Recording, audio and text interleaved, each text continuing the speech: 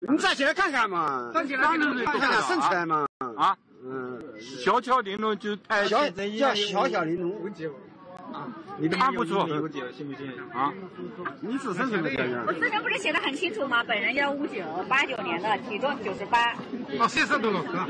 不抽烟，不喝酒，不打牌。会做饭。对，会做饭。是一分是未分的？微信没事。我现场给他做主，我给他做主了哈。你60以下的，这是直接签的，这个是底线啊，底线。我就比你大2岁，我都要超过你多倍。底线60。我就比你大2岁。你都已经62了。我62年的嘛。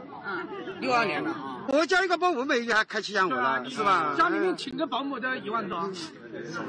我叫保姆在我家干13年了，保姆还开1千5了。关键是我是做全职太太。你已经在我家干13年了。我去，真的要缺保姆，我就去算了。我是男的，以后不工作。不要男保姆吗？那你老婆呢？你老伴呢？老伴过世了，出了车祸了。那没办法。这个工作我有个人知道，说拿出来。那我要孩子呀。给你看到，你不是说你有儿子的，我没有呀。你倒是聪明嘞。这个大哥条件太厉害了，我比不过他。你跟他比年轻，谁叫你年轻就比强？我们老了啊，这是。大哥，您是什么条件？几套房子？年纪大的，你跟他比年轻。几套房子？我有2家上市公司，1家非上市公司，4座别墅，在甄嬛对外环。上海吗？啊，那肯定是上海了。这个，你条件那么好，把这个自信心拿出来，看看。您是上市公司老总。